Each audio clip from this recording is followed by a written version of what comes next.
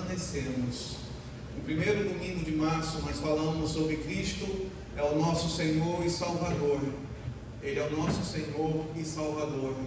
No segundo domingo nós falamos sobre Cristo como nosso libertador. No terceiro domingo nós falamos como Cristo, o nosso intercessor. E hoje nós iremos falar sobre Cristo nos satisfaz. Cristo satisfaz. E quando a gente fala de satisfação, nós estamos falando de integridade completa.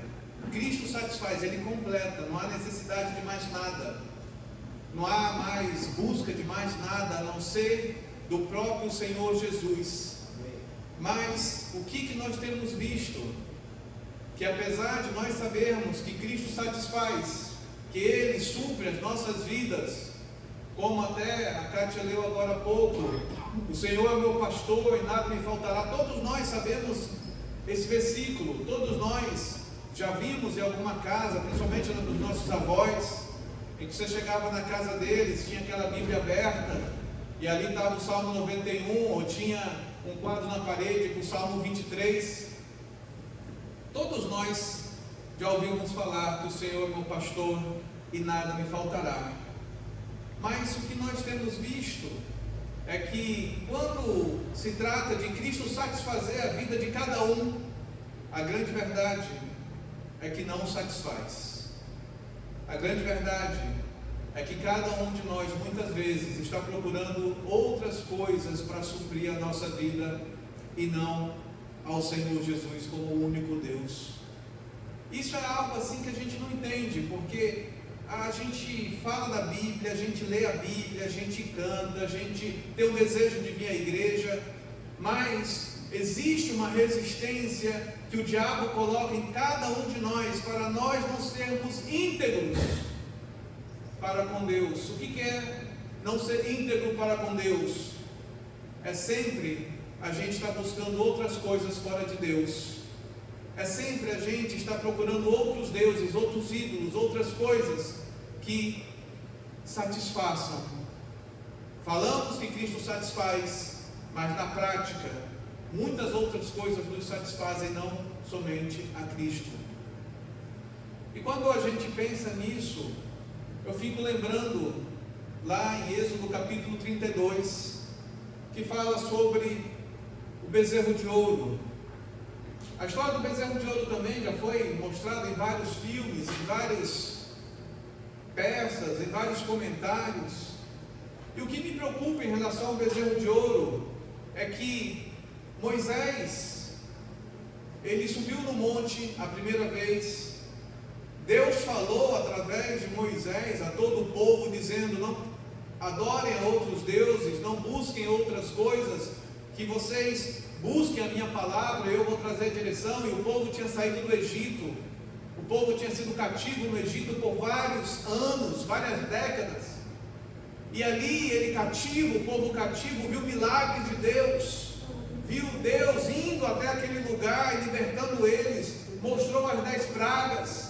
Todos nós já ouvimos a história das 10 pragas, todo mundo já ouviu a história de que Deus tirou o povo que era cativo do Egito, que salvou aquele povo, e aquele povo foi numa direção que Deus conduziu.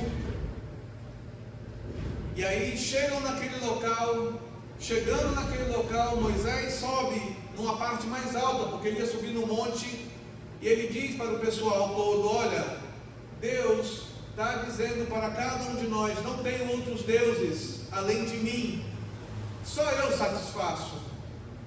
Eu, Senhor, que libertou vocês do Egito, da escravidão, que libertou vocês da mão de ferro, eu vou guiar vocês. E o interessante é que quando Moisés falou isso para o povo, na primeira vez que ele subiu ali ao monte, todos disseram: amém, assim seja, eu vou seguir a Deus, eu não vou me desviar de Deus. Até que chegou o segundo momento, em que Moisés subiu pela segunda vez ao monte. Quando ele subiu a segunda vez ao monte, Moisés ficou 40 dias e 40 noites, porque Deus falou para ele que daria as tábuas da lei escritas. Deus iria escrever para ninguém esquecesse, para que ninguém pudesse dizer, olha, Deus não falou isso. Deus iria escrever que seriam os 10 mandamentos e daria todas as instruções. E Êxodo 32 diz assim, que o povo, percebendo a demora de Moisés, pressionou Arão, dizendo para Arão, faz-nos deuses, para que nós o adoremos, porque esse tal de Moisés, ele se foi, e Arão pediu as joias do povo, e com aquelas joias, a base de ouro, ele fez um bezerro de ouro. Tão rápido, viram milagres, viram o poder de Deus, viram Deus mover, mas nos seus corações ainda tinham outros deuses. Nos seus corações ainda estavam presos a coisas do passado. Nos seus corações ainda tinham coisas que eles não queriam abrir mão. O bezerro de ouro era o mínimo, porque haviam coisas que eram idolatria de mais tempo do que somente o bezerro de ouro. E o bezerro de ouro, ele nos mostra uma coisa, que o ser humano, independente do poder de Deus, ele está criando o próprio culto. Ele acha como deve servir a Deus. Ah não, eu posso servir a Deus dessa forma, ou daquela forma. Ah, eu não preciso orar durante a semana. Para que orar? Eu sirvo a Deus, eu sei fazer o culto, eu já sou maduro. Para que orar? Jejuar? Não, jejuar, isso aí deixa só para os pastores, isso aí deixa só para aqueles que se acham mais santo. Eu não preciso jejuar. Ler a Bíblia? Para que ler a Bíblia? Eu já leio uma vez por semana na igreja. Tem que ler a Bíblia em casa? Ah não preciso ler a Bíblia. O bezerro de ouro, ele nos mostra que nós queremos criar as nossas próprias regras de culto. Nós criamos as nossas próprias formas de buscar a Deus, e nós achamos que isso está certo, e nós achamos que isso é saudável, e nós achamos que isso é normal. Aí a gente começa a esquecer das promessas de Deus. Quantas pessoas aqui já teve uma promessa de Deus, uma revelação de Deus, um direcionamento de Deus, e essa promessa já queimou o coração ao ponto de fazer coisas extraordinárias, mas o tempo se passou, começou a demorar, e começou-se a voltar-se para outros deuses, para vícios, para hábitos. É onde a gente vê hoje em dia pessoas que abrem a boca e dizem assim, o Senhor meu pastor e nada me faltará. Salmo 23, ou Salmo 91, aquele que habita no esconderijo do Altíssimo, a sombra do Onipotente descansará. Pessoas que falam versículos da Bíblia, mas dão tempo e estão no pecado.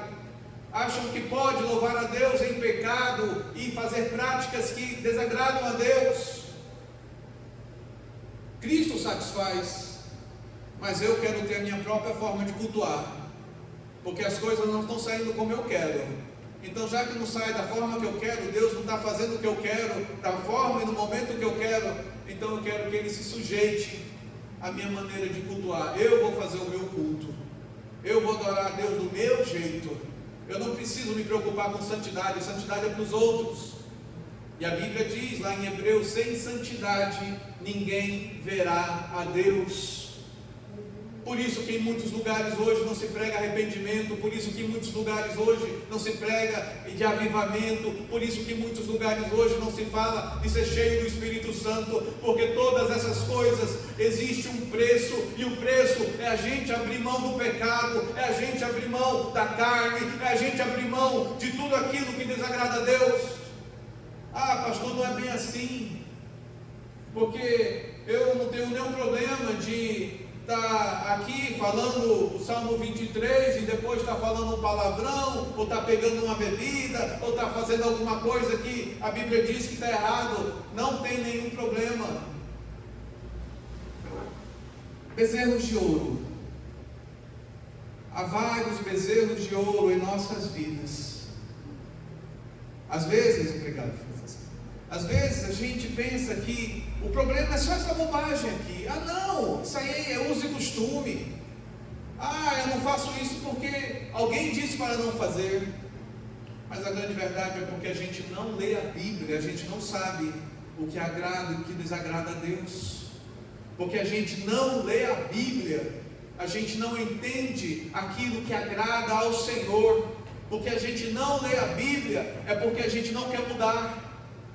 Quantas pessoas, mês após mês, ano após ano, estão buscando a Deus, falando versículos da Bíblia, e quando voltam para suas casas, continuam as mesmas pessoas. O poder da palavra de Deus não as transforma. As nossas agendas se abarrotam de coisas seculares e nada para Deus. Não temos horários para orar durante o dia, não temos horário para ler a Bíblia durante o dia, não temos momentos com Deus durante a semana. Nós só fazemos aquilo que é um ritual. Cheguei na igreja, eu orei, eu cantei, eu ouvi a palavra, pronto, a minha cota já foi batida, agora eu posso fazer outras coisas. Isso é adoração a bezerro de ouro. Você tem outros deuses. Cristo não satisfaz você. Outras coisas te satisfazem. Porque você não tem prazer em Deus. Porque você não tem prazer em Deus. Aí você vai começar a viver uma vida em que a mentira é tolerável.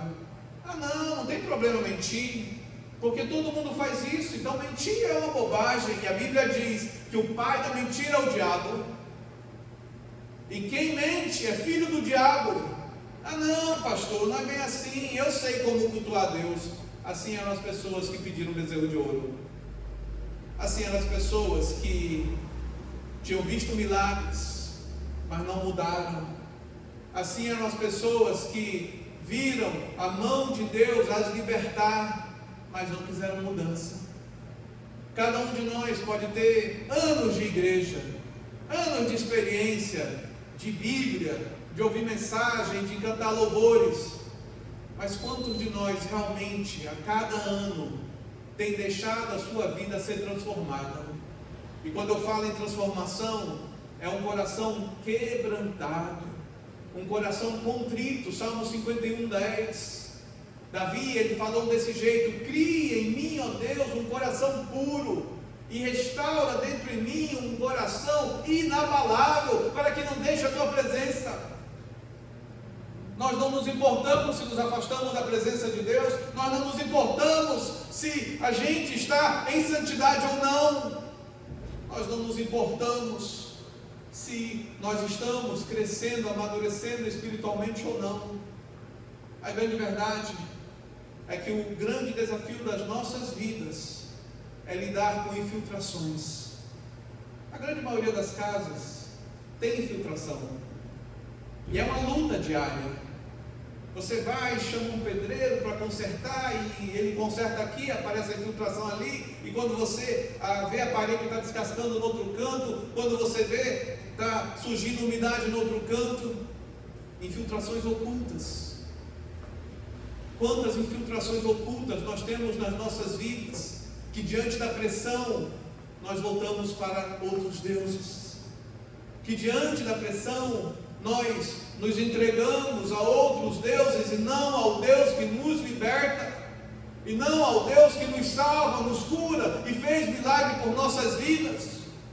Quantas pessoas têm dom, têm chamado, têm vocação e pararam com isso, deixaram de lado e disseram: Deus não precisa do meu dom, Deus não precisa da minha vida, porque tem outras pessoas.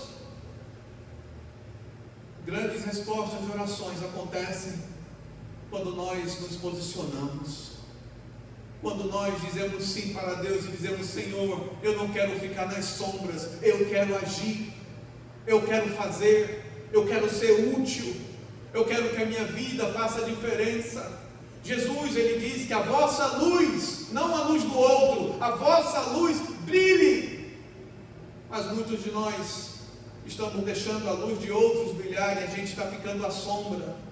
E a gente está perdendo o nosso potencial, a gente está perdendo o nosso tempo, e a gente está perdendo a nossa vida, porque a gente não está experimentando a novidade de vida, o poder de Deus diariamente. Quando a gente traz que Cristo nos satisfaz, a gente traz porque isso é uma coisa que vai mudar toda a nossa vida social, familiar, no trabalho, em todas as áreas. No trabalho você vai ser um exemplo, na escola você vai ser um exemplo, em todos os lugares você vai ser um exemplo, porque você não vai ter medo de se arriscar.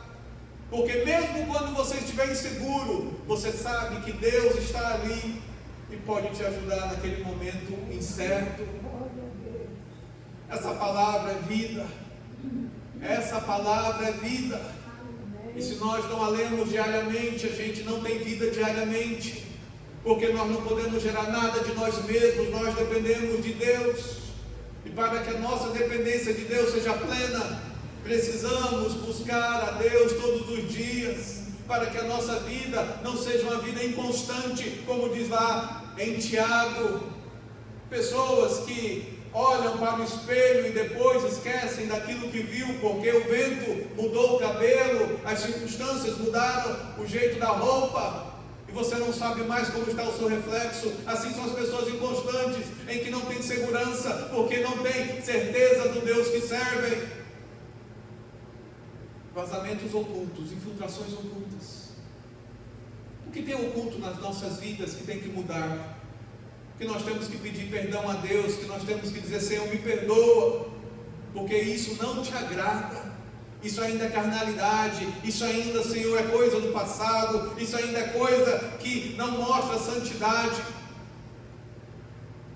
E é algo em que é uma luta diária.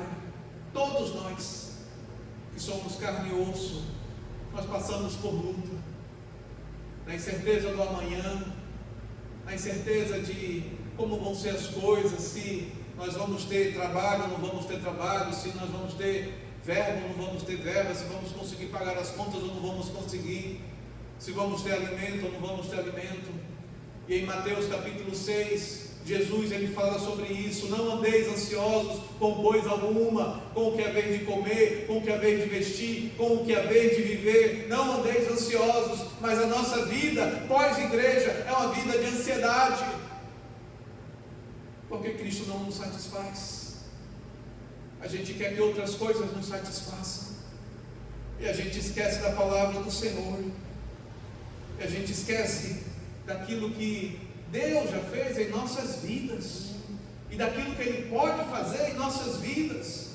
Nos tornamos cristãos frouxos, cristãos em que começa a permitir coisas nas vidas, e não levanta a mão e profetiza a vida, e profetiza a cura, e profetiza que o nome de Jesus traga de volta aquela paz que precisa. Quantas pessoas nos ligam pedindo oração, e aí você vai entender, e é porque está vendo vulto em casa, porque está sentindo arrepio em casa, e você questiona: mas por que você não levanta a mão e expulsa esse demônio? Ah não, pastor, eu não me sinto mais seguro para isso. Pelo amor de Deus, que tipo de vida com Deus você está vivendo se você não usa da autoridade que Deus te deu para expulsar vultos que você vê na sua casa,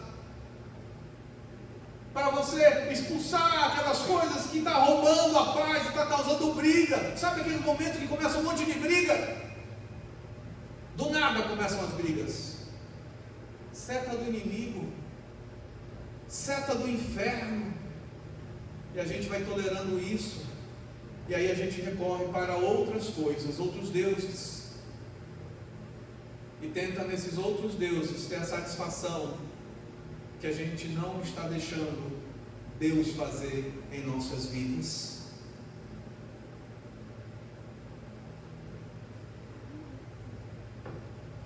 Se eu tenho sede, eu bebo água. Mas quando a nossa vida espiritual, nós fazemos o quê? Quando a nossa vida espiritual se vê fraca, o que você faz para fortalecê-la? Quando a sua vida espiritual ela não está bem, o que você faz para torná-la forte? Se Cristo não satisfaz, o que satisfaz? Se Cristo não é suficiente, o que é suficiente? Moisés subiu no monte, estava demorando, e o povo começou a procurar outras opções. Que outras opções nós estamos procurando? Será que essas opções têm resolvido a nossa vida, o nosso problema, a nossa causa? O salmista lá no capítulo 16, ele diz assim: digo ao Senhor, Tu és o meu Senhor, outro bem não possuo. Outro bem não possuo, Tu és o meu Senhor. Amém. Como seríamos felizes se a nossa oração diária fosse isso: Senhor, te agradeço por esse novo dia, independente de como for, Tu és o meu Senhor, Tu continuas sendo o meu Senhor. Senhor, talvez hajam lutas nesse dia, mas mesmo assim, Tu és o meu Senhor. Em Efésios capítulo 1 diz assim: Bendito o Deus e Pai de nosso Senhor Jesus Cristo, que nos tem abençoado com toda sorte de bênção espiritual nas regiões celestiais em Cristo, assim como nos escolheu nele antes da fundação do mundo para sermos santos e irrepreensíveis perante ele e em amor. Deus nos escolheu, e se Ele nos escolheu, exige de nós uma atitude de santidade. Não é viver a vida na igreja praticando os mesmos pecados, as mesmas coisas, como se fosse uma pessoa que não conhecesse a Deus. A nossa vida tem que mudar, a nossa vida tem que ser transformada. Salmos 37. Talvez Salmos 37 tenha um dos motivos pelo qual muitos de nós preferimos ser frios do que ser cheios do Espírito Santo. Diz assim: não te indignes ou tenha raiva por causa do homem mau ou dos malfeitores, nem tenhas inveja dos que praticam o mal ou a iniquidade, pois eles dentro em breve definharão como a relva e murcharão como a erva verde. Confia no Senhor e faz o bem. Quantos de nós ficamos nos comparando? Poxa, fulano nem serve a Deus, olha a vida prosperando. Ah, fulano, olha aí, esses políticos que só roubam, só fazem um monte de coisa, e eu aqui tentando buscar a Deus e não dá nada certo. Meus queridos, não olhe para eles, olhe para Deus. Pare de medir a tua vida comparando-se a pessoas que não temem a Deus. A comparação é o mal que nos rouba a paz. A comparação é o mal que nos rouba e só gera inveja, e só gera carnalidade, e só gera medo e angústia. Pare de se comparar. Você é melhor do que isso. O Deus que você serve é melhor do que isso. Quando você começa a se comparar, você começa a dizer: Deus não é suficiente, Senhor, isso não é o bastante. E Salmos 37 continua assim: agrada-te do Senhor, e Ele satisfará os desejos do teu coração. Talvez o nosso desafio hoje seja ter desejos, seja ter sonhos, voltar a sonhar, voltar a planejar, voltar a se organizar. Estamos muito desorganizados, estamos muito soltos, deixa a vida me levar, como diz a canção. Estamos muito abandonados, estamos muito de qualquer jeito. A desorganização é algo que demonstra que nós não estamos em paz, mas nós estamos vivendo uma vida fora da presença de Deus, porque Deus não é desorganizado. E aquele potencial que Ele nos dá para que a nossa vida seja organizada, para que a gente produza mais. No verso 5 de Salmo 37 diz assim: entrega o teu caminho ao Senhor, confia nele e o mais Ele fará. Entrega. Será que há algo nessa manhã que nós temos que entregar ao nosso Deus? É a nossa confiança, é a nossa crença, sabe, a nossa fé. O que nós temos que entregar a Deus nessa manhã para que a nossa vida mude, para que tenhamos resultados diferentes? Porque às vezes a gente é assim, a gente acorda, olha para a janela, está chovendo, eu não vou para a igreja. É a opção de cada um de nós, não tem problema, é a opção. Só que o problema é que a gente vai se acostumando com essa opção de não ir para a igreja. A gente vai se acostumando com a opção de não buscar mais a Deus. A gente vai se acostumando com a opção de não ler a Bíblia todos os dias. A gente vai se acostumando com a opção de não orar todos os dias. A gente vai se acostumando com a opção de não achar problema, de mentir, de olhar pornografia, sabe, de enganar os outros, de pedir emprestado, não devolver, de ter problemas que vão só aumentando, e você vai olhando e aquilo vai aumentando, e a falha no caráter vai aumentando, e aquilo não te incomoda mais, e é a nossa opção, eu escolhi, não tem problema, eu optei não ter problema, se eu estou devendo, se eu não estou devendo, eu não tenho problema, se eu prometi, eu não cumpri.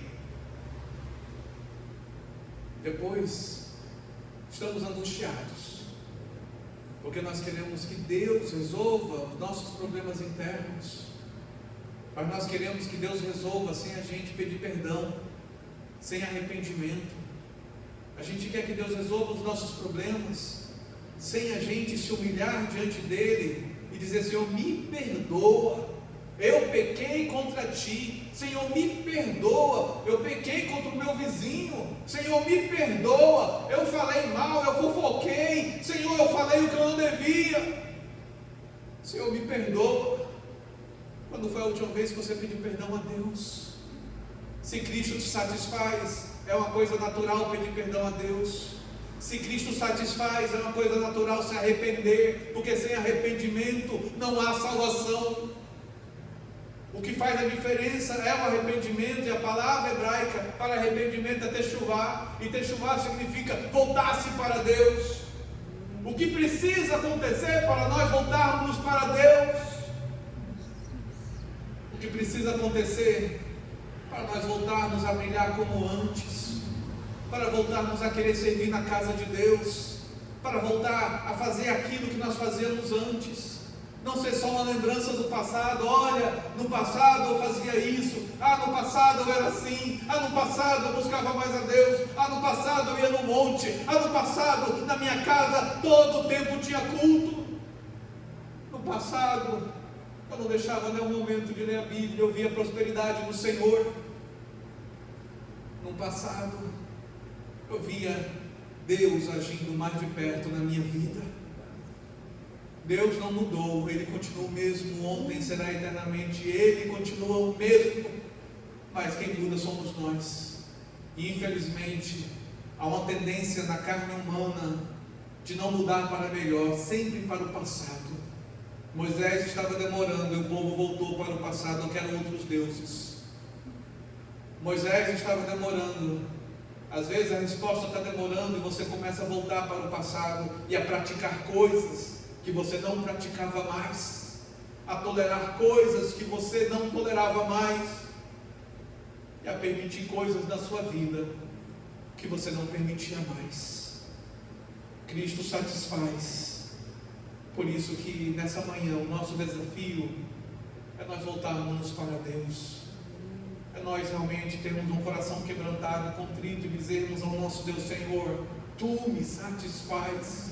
Me perdoa, Senhor, por outros deuses que eu deixei entrar, por infiltrações que eu permiti, por infiltrações, Senhor, que estão destruindo o meu caráter, que estão destruindo a minha vida, que estão destruindo, ó Pai, o meu temor do Senhor. Não falamos mais de temor do Senhor, não falamos mais de ser cheio do Espírito Santo, porque como eu vou ser cheio do Espírito Santo tolerando pecado, tolerando erros, tolerando aquilo que Deus não tolera?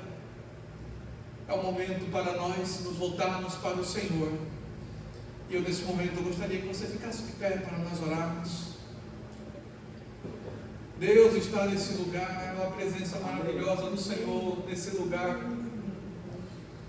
e Ele sabe o que está em nossas vidas. É o momento de cada um de nós colocar a mão sobre o coração, e eu te oriento, coloque a mão no seu coração e comece a orar ao Senhor. Será que você não tem que falar com Deus: Senhor, eu tenho dons, Tu me deste dons, Senhor, e eles estão engavetados, eles estão parados por causa de uma decepção, por causa de alguém que me traiu, de alguém que me enganou, e aquilo me decepcionou tanto que eu não tenho mais vontade de fazer nada para Ti. É o momento para sermos curados, é o momento para nós sermos restaurados, é o momento para nós orar, olharmos para Deus e dizer: Senhor, Há bezerros de ouro na minha vida, Senhor, e hoje eu não quero mais eles na minha vida. Senhor, há infiltrações na minha vida que deixam a minha vida ser fria ou morna, e eu não consigo amadurecer espiritualmente. E eu não consigo, Senhor, mais perceber que eu estou longe de Ti. E eu não consigo mais perceber, Senhor, que a minha vida é fria, é carnal e não evolui espiritualmente. Continuo com hábitos mundanos, continuo com hábitos carnais. E eu não permito a santidade na minha vida como já permiti no passado, porque eu não temo o Senhor como eu temia antes. Comece a orar, comece a falar com Deus. Ele te ouve, Ele sabe o teu nome, Ele sabe quem você é. Aleluia, graças te damos, Senhor. Graças te damos. Graças te damos, ó Pai, porque essa é uma manhã de cura, de restauração, em que Tu quebras o jugo, em que Tu quebras, ó Pai, a tristeza, que Tu quebras, ó Pai, todo o medo, ó Pai, toda insegurança, Senhor, que Tu me liberta, que Tu me ajuda a perdoar e ser perdoado. Oh Deus, Pai, tenha liberdade em nossas vidas para nos despertar na madrugada e fora de tempo, para Te buscar, para querer mais de Ti, Senhor. Senhor, nós queremos, ó Pai, declarar nessa manhã que Cristo nos satisfaz. Que Cristo nos satisfaz, não é o dinheiro, não são os recursos, não são clientes, não são empresas, mas é o Senhor que faz milagres. Senhor, eu posso, ó Pai, dar desculpas, como o povo deu, e disse: Moisés demora demais, por isso eu quero outros deuses. Senhor, quais são as desculpas que nós temos falado, para nós não buscarmos o Senhor intensamente? Oh Pai, nos perdoa, Senhor. Oh Pai, nos perdoa. Queremos, ó Pai, ser livres para Te adorar.